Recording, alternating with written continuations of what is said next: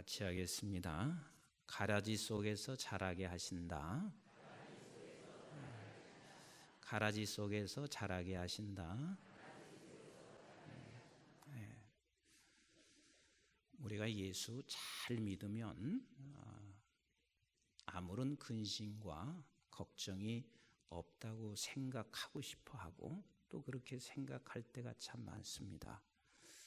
예수 잘 믿으니까 고통이 없고 아픔도 없고 그렇지만 사실 예수를 믿어도 우리 아파요. 예수 믿어도 잘 믿어도 우리에게 고통이 찾아옵니다. 근데 예수 잘 믿으면 전혀 그런 것이 없다고 생각할 때 고통이 찾아오는 그 순간 어떤 마음을 갖게 되냐면 자꾸 주눅이 듭니다. 그리고 숨기고 싶어 합니다. 그리고 부끄러워지기 시작합니다. 근데 사실 예수 잘 믿어도 우리는 결국은 아프다 죽게 되고 예수 잘 믿어도 어떤 때는 경제적인 어려움을 겪을 수도 있고 그러니까 예수를 잘 믿는다고 해서 우리에게 전혀 고통과 문제가 없는 것이 아닙니다. 오늘 본문은 가라지 비유를 말씀하시고 저와 여러분들은 좋은 땅에 좋은 씨가 뿌려진 사람들이에요. 그런데 좋은 땅에 분명히 좋은 씨가 뿌려졌는데 왜 가라지가 자라고 있는지 이유를 알 수가 없어서 예수님께 제자들이 묻습니다. 왜 이 가라지가 있습니까? 하고 묻습니다. 이때 우리 주님께서 대답하신 것 속에서 우리는 이 땅에 좋은 씨를 뿌리고 살아가고 있는 저와 여러분들이 반드시 알아야 할 세 가지의 진리가 이 안에 담겨져 있습니다. 우리 한번 오늘 24절부터 27절까지 같이 한번 읽어보도록 하겠습니다. 시작. 예수께서 그들 앞에 또 비유를 들어 이르시되 천국은 좋은 씨를 제 밭에 뿌린 사람과 같으니 사람들이 잘 때에 그 원수가 와서 곡식 가운데 가라지를 덧뿌리고 갔더니 싹이 나고 결실할 때에 가라지도 보이거늘 집 주인의 종들이 와서 말하되 주여 밭에 좋은 씨를 뿌리지 아니하였나이까? 그런데 가라지가 어디서 생겼나이까? 그렇게 묻고 있습니다. 좋은 땅, 좋은 씨를 뿌렸는데 어디서 가라지가 났습니까? 하고 주인에게 묻고 있습니다. 우리는 꼭 기억하실 첫 번째, 우리 한번 같이 하겠습니다. 반드시 세상은 가라지가 있다. 이걸 놓치지 마셔야 돼요. 반드시 세상은 가라지가 존재하고 있습니다. 어느 곳에 가도 가라지가 있습니다. 그러나 이 가라지가 있지만 결단코 이 가라지로 인하여 좋은 땅에 좋은 씨가 뿌려진 이 씨가 자라는데 문제가 전혀 없다는 것을 지금 설명하시고 계십니다. 문제가 되지 않는다. 우리 한번 같이 합시다. 문제가 되지 않는다. 문제가 되지 않는다. 전혀 문제가 되지 않습니다. 우리는 종종 서로가 서로에게 이런 간증을 하게 됩니다. 그때 그런 아픔이 없었으면 오늘 내가 이렇게 이 정도 사람이 될 수 있었을까? 저도 마찬가지거든요. 그때 그 시절이 없었으면 이 정도의 목사라도 내가 될 수 있을까? 하나님은 결단코 실패하지 아니하고 실수하지도 아니하시고 우리를 그냥 가라지 때문에 자라지 못하게 할 정도로 하나님이 무능하신 우리 아버지가 아니시거든요. 어떤 가라지가 존재해도 원수가 밤에 와서 그 가라지 씨를 뿌린다 할지라도 우리는 반드시 자라가게 되어 있습니다. 이 세상은 그 어떤 것도 슬픔이 없을 수가 없고 우리를 고통스럽게 하지 않는 것은 이 세상 그 어느 것도 없습니다. 아브라함도 보세요. 아브라함에게는 가는 곳마다 가라지가 언제나 존재하고 있었습니다. 어떤 때는 가라지가 형제일 수가 있고 부모일 수가 있고 자식일 수가 있고 내 자신이 가라지일 수 있고, 그리고 어떤 때는 내 생각 속에 가라지가 들어와서 자꾸만 나를 괴롭힐 때가 수없이 많이 있습니다. 아브라함에게도 그런 가라지는 인생 여정 속에 한 번도 쉰 적이 없습니다. 늘 가라지가 존재하고 있었지만 우리 하나님께서는 아브라함을 결국은 어디로 끌고 가시냐면 창세기 22장 12절 말씀의 그 자리로 아브라함을 끌고 가시는 것처럼 저와 여러분들도 이 세상 그 어느 곳도 가라지가 존재하고 있지만 하나님이 원하시는 목적의 자리로, 그 열매의 자리로 저와 여러분들을 이끌어 가시는 우리 하나님이십니다. 야곱의 인생 배고픔의 가라지도 있었습니다. 형제의 가라지도 있었습니다. 그리고 친척의 가라지도 있습니다. 그리고 후하반기에 들어서는 자녀들이 그 야곱의 인생길에 다 가라지였습니다. 그렇지만 야곱을 하나님께서 그 가라지 때문에 넘어뜨리거나 이 좋은 땅에 좋은 씨가 열매를 맺지 못하게 하는 것이 아니라 야곱을 하나님께서 바로 앞에 섰을 때도 당당한 모습으로, 그리고 그 야곱은 바로 앞에서 바로를 축복하는 자리로 야곱을 그렇게 세우시는 하나님. 요셉의 인생에도 요셉의 형제가 그에게 가라지였습니다. 그러나 그 가라지 때문에 요셉이 자라지 못한 것이 아닙니다. 요셉이 인생을 충실하게 살고 성실하게 살았지만 그는 감옥에 들어가는 주변의 사람들로 인하여 가라지가 수없이 있었지만 하나님께서는 요셉을 얼마나 멋지게 하나님이 들어서 온 세상을 먹여 살리며 축복의 통로가 되게 하시는 우리 아버지 하나님이십니다. 좋은 땅에 좋은 씨를 뿌려놓은 우리에는 가라지가 언제나 존재하지만 하나님은 절대로 실수하지 아니하고 실패하지 아니하시고 우리를 반드시 좋은 열매를 맺게 하시는 우리 하나님이십니다. 뿐만 아니라 사도 바울도 마찬가지입니다. 하나님을 위해서 모든 인생을 다 걸고 살았습니다. 자기가 모든 것들을 다 아버지 하나님의 나라 위해서 바치고 살아왔습니다. 그런데도 바울에게도 생명의 가라지 위협이 있었고, 그리고 언제나 어느 곳에 가든지 그 가라지로 인하여 발목이 잡혀지고 있지만, 하지만 하나님은 사도 바울을 통하여 하나님의 뜻을 이루어 가시는 우리 하나님이십니다. 가라지는 멀리 있지 않습니다. 항상 우리의 주변에 존재하고 있습니다. 그게 어쩌면 우리의 자녀가일 수 있고, 우리의 부모일 수 있고, 우리의 형제일 수 있고, 그리고 가장 가까운 우리의 친지일 수가 있습니다. 제가 여러분들에게 팁 하나 드리겠습니다. 아내가 가라지일 때 있어요, 없어요? 솔직히 얘기해 보세요. 있어요. 그러면 남자들은 무조건 이렇게만 생각했어요. 잠언서 18장 22절에 있는 말씀처럼 아내는 내 복덩이야. 우리 한번 남자들만 따라서 하세요. 아내는 내 복덩이야. 아내가 가라지 노릇할 때 무조건 아내는 내 복덩이야. 요 하나만 생각하세요. 자, 남편이 가라지 노릇할 때 있어요, 없어요? 여자들이 훨씬 더 커요. 가라지 노릇할 때 있어요. 근데 아내는 항상 요거 하나만 생각하세요. 잠언서 12장 4절에 보면 이렇게 말씀하시고 있어요. 아내는, 어진 아내, 현명한 아내, 지혜로운 아내는 남편의 마음을 따뜻하게 해준대. 그냥 무조건 따뜻하게 해주자.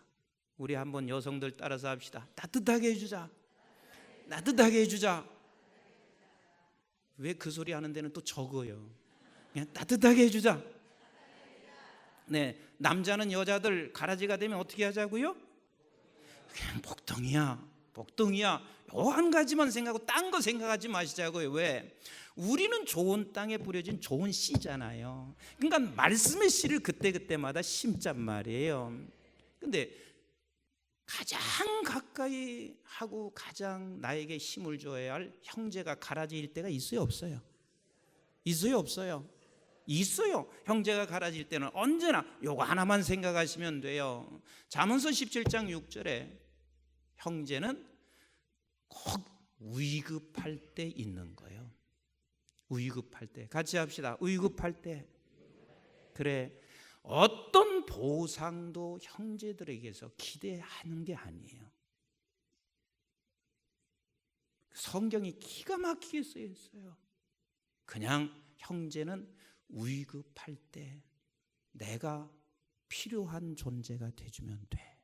요 하나만 우리는 꼭 담고 있으면 돼요.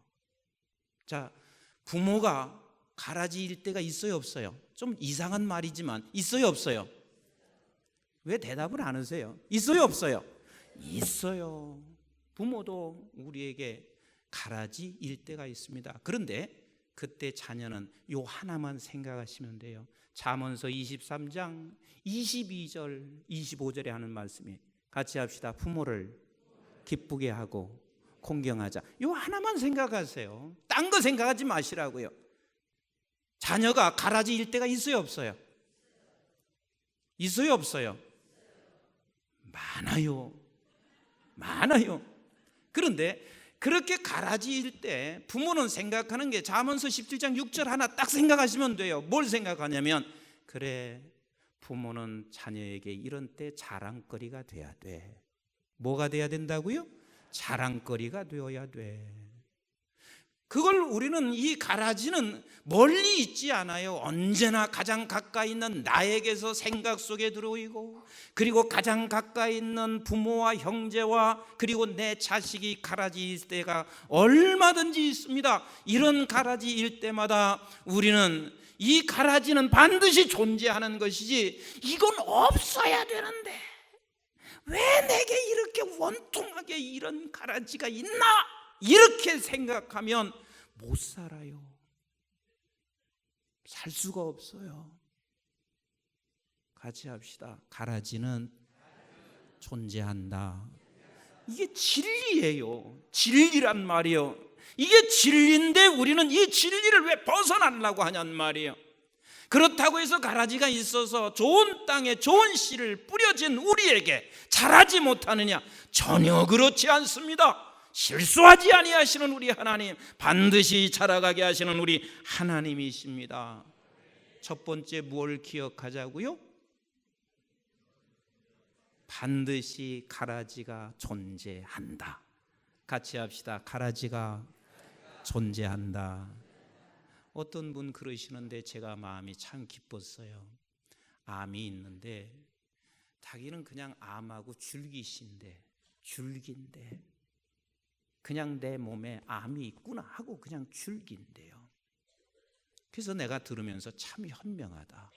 우리 가라지가 있지만 어느 곳에도 가라지 있으니까 줄기셔요.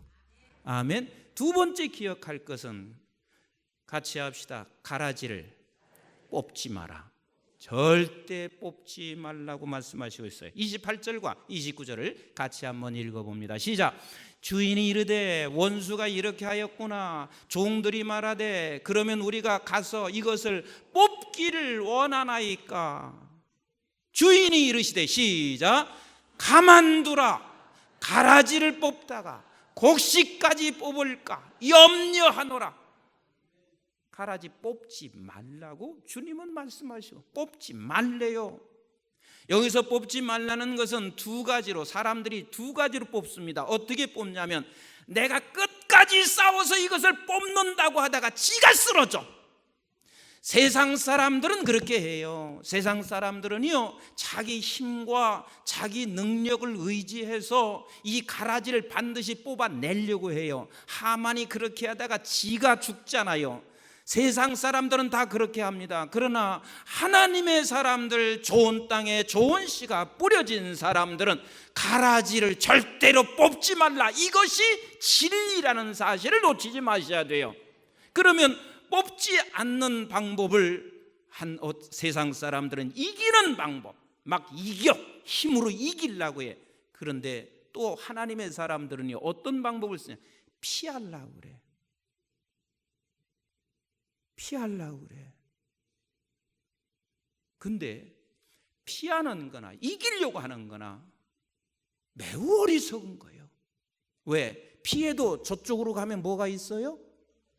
똑같은 가라지, 아니 또 다른 가라지가 우리 안에 존재하기 때문에 그렇습니다. 그래서 예수님께서 제자들 앞에서 이제 승천하시기 바로 직전에 주님이 하시는 말씀이 뭐라고 말씀하시고 있냐면 사도행전 1장 4절에 이렇게 말씀하신 거 아니에요? 시작. 사도와 함께 모이사 그들에게 분부하여 이르시되 예루살렘을 떠나지 말고 내게 들은 바 아버지께서 약속하신 것을 기다리라 그랬습니다. 예루살렘을 떠나지 말라고 하니까 우리 모든 사람들은 이렇게만 생각하고 있습니다. 그래, 예루살렘 이 자식 여기만 있어야 되는 것이다. 그게 아니라 예루살렘을 떠나지 말라고 하는 것은 지금 예루살렘에 있으면 그들에게는 죽음밖에 없어요.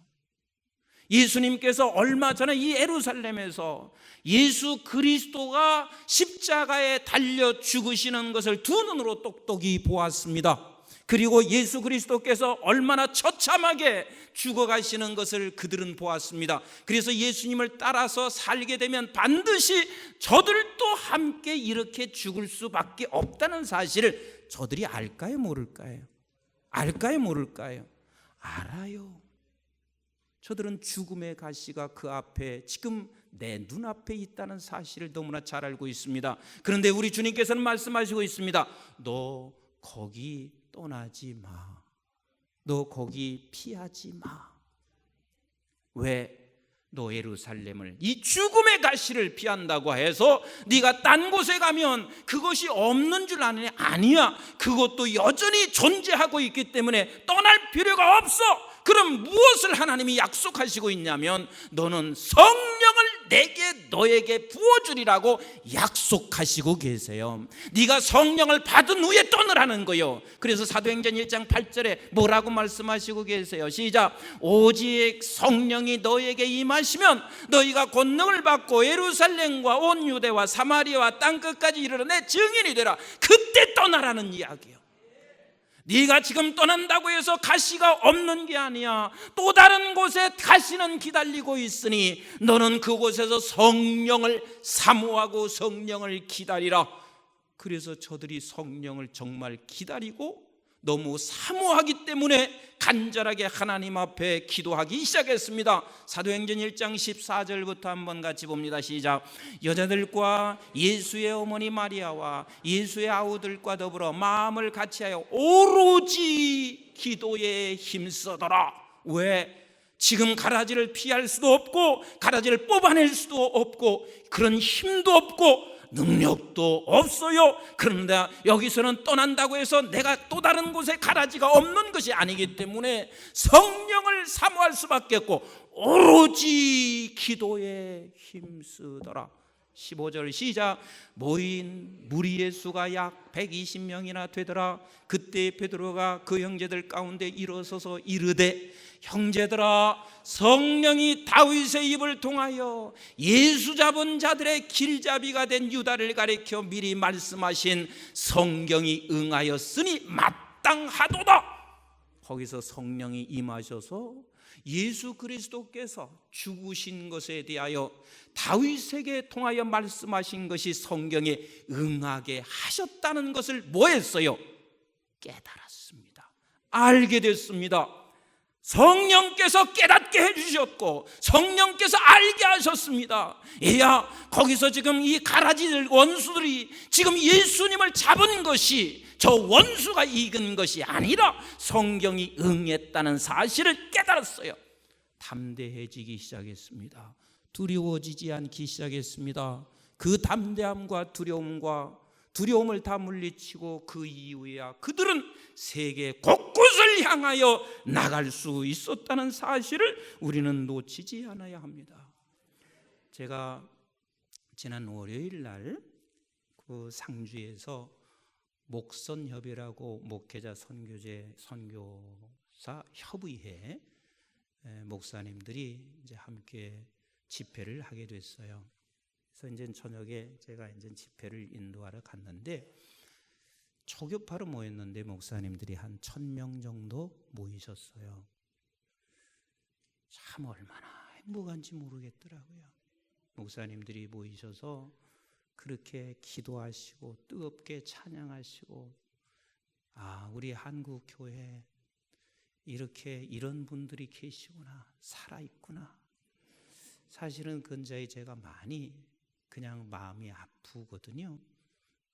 딴 일로 아픈 게 아니라 한국교회가 점점 땅에 떨어지고 있는 모습 때문에 마음이 너무 아픈데 저에게 굉장히 위로가 됐어요. 이런 분들이 계시구나. 근데 저녁 식사를 하는데 한 선교사님 네 분이 이런 말씀을 하셨어요. 본인은 레바논에 들어가서 시리아 난민들을 섬기는 그 일을 하고 있었는데 레바논에서 추방당한 거예요. 근데 이제 추방당했으니까 더 이상 이제 시리아 난민들을 섬기기가 어렵게 된 거예요. 그때 남편이 여보, 우리 이제는 시리아 난민들 사역을 독일로 가서 합시다.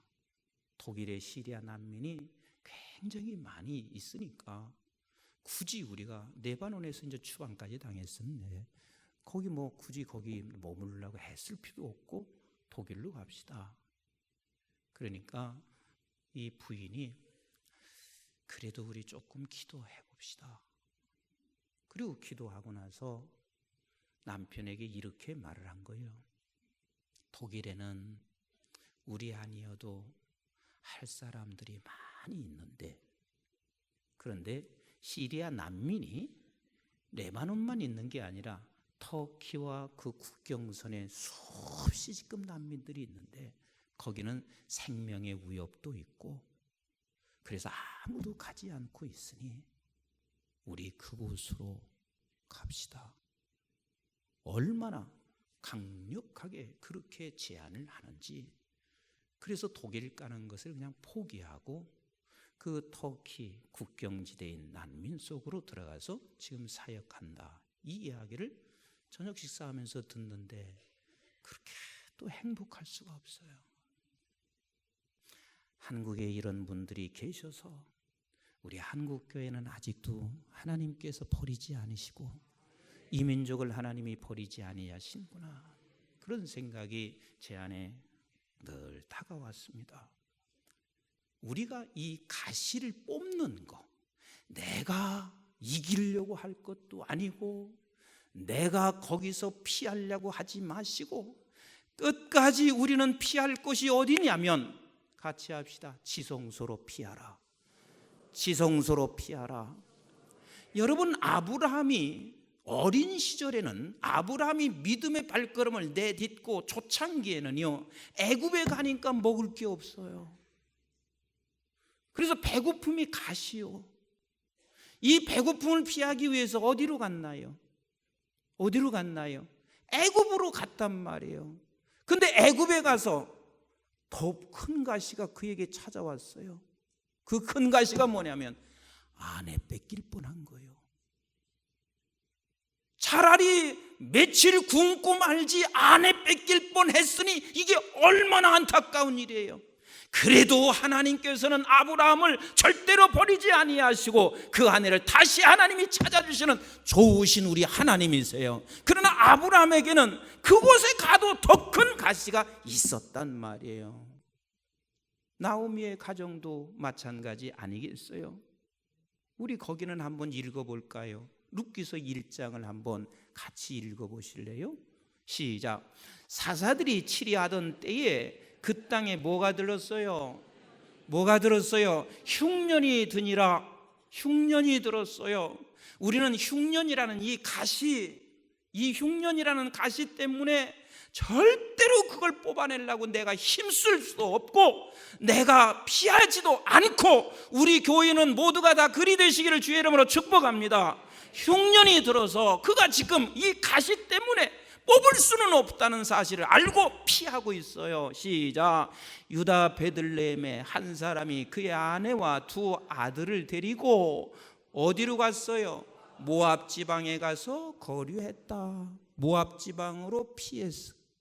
거기는 가시 없겠지. 흉년갓이 없겠지. 자, 2절 보세요. 시작. 그 사람의 이름은 엘리멜렉이요 그의 아내의 이름은 나오미요 그의 두 아들의 이름은 말론과 기론이니 유다 베들레헴 에브라 사람들이더라. 그들이 모압 지방에 들어가서 거기 살더니 나오미의 남편 엘리멜렉이 죽고 나오미와 그의 두 아들이 남았으며 결국은 그에게는 과부가 되는 가시가 생긴 거예요. 과부가 되는 가시가 생겼어요.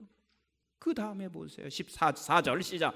그들은 모압 여자 중에서 그들의 아내를 맞이하였는데 하나의 이름은 오르바요 하나의 이름은 루시더라. 그들이 거기에서 거주한 지 10년쯤에 말론과 기론 두 사람이 다 죽고 그 여인은 두 아들과 남편의 뒤에 남았더라. 새 과부가 되는 가시가 생겼습니다. 그래도 우리 하나님은 또 실패하지 아니하시고 그를 통해서 예수 그리스도의 계보를 이어가시는 우리 하나님이세요.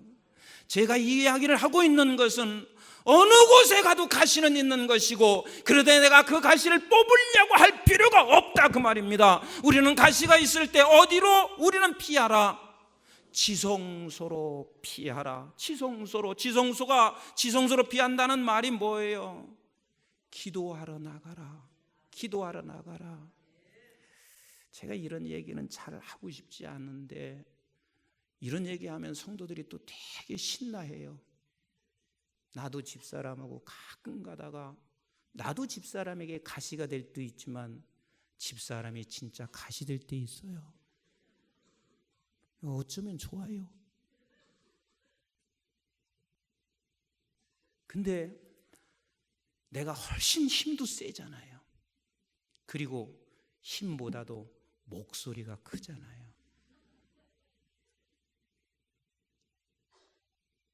근데 그때 그나마 하나님께서요 그래도 지성소로 피하게 하고 있어요. 그래서 한 번도 내가 아내를 요렇게도 안 해봤어요. 진짜 그래요. 하나님이 지성소로 피하게 하세요.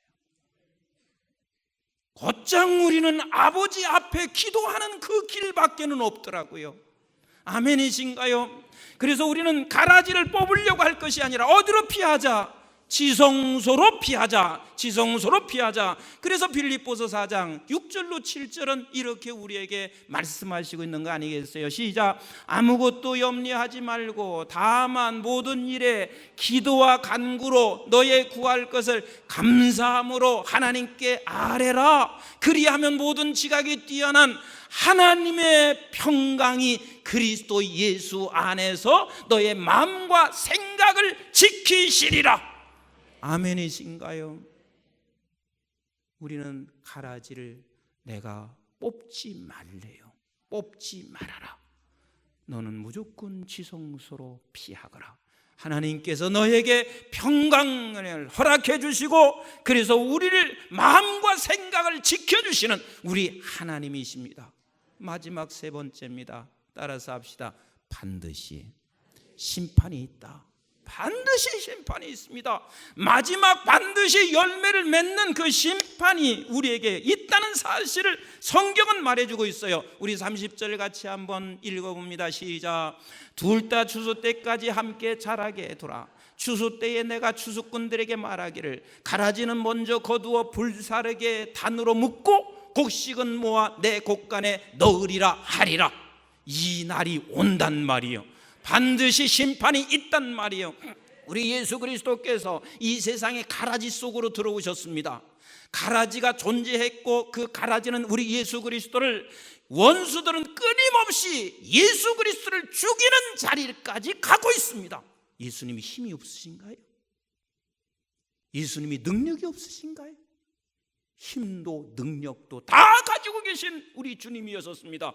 그러나 그 가라지를 예수님이 뽑지 아니하시고 예수님은 그 원수들의 손에 의해서 죽으셨습니다.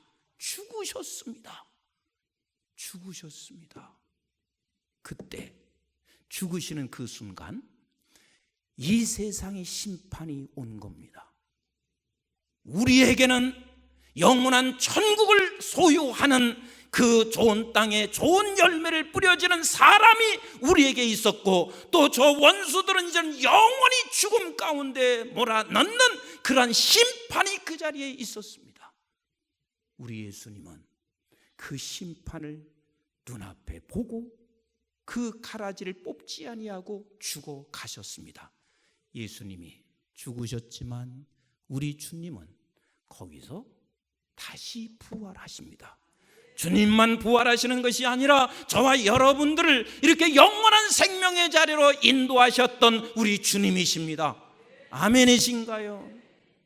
그래서 디모데 후서 4장 1절로 7절은 이렇게 우리에게 말씀하시고 계신데 같이 읽어보겠어요. 시작. 하나님 앞과 살아있는 자와 죽은 자를 심판하실 그리스도 예수 앞에서 그가 나타나실 것과 그의 나라를 두고 엄히 명하노니 너는 말씀을 전파하라. 때를 얻든지 못 얻든지 항상 힘쓰라. 범사에 오래 참음과 가르침으로 경책하며 경계하며 권하라.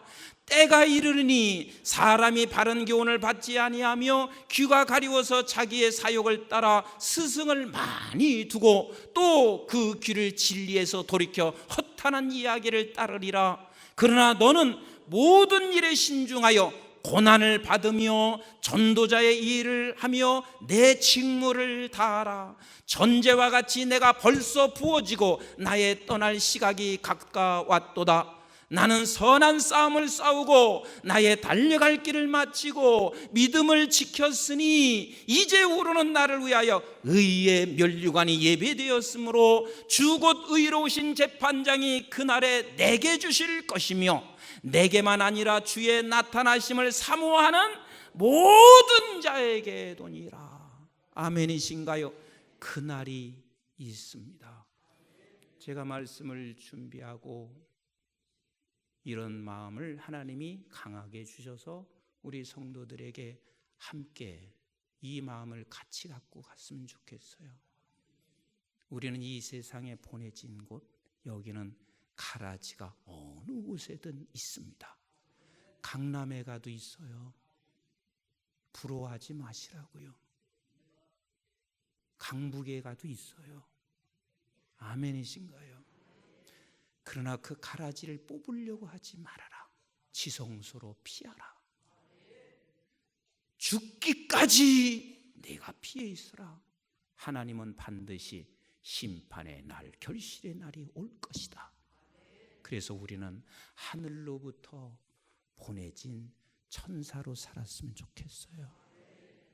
여러분들의 가정에서 하늘로부터 보내진 천사가 돼서 여러분들에 의해서 여러분들의 가정이 아름다운 열매 맺기를 원하고, 여러분들이 삶의 현장, 직장이나 그 어느 곳이든 하늘로부터 보내진 좋은 땅에 좋은 씨를 맺는 천사, 유익을 주는, 모두에게 생명을 주는 예수님의 제자로 살아나기를 주님의 이름으로 축복합니다.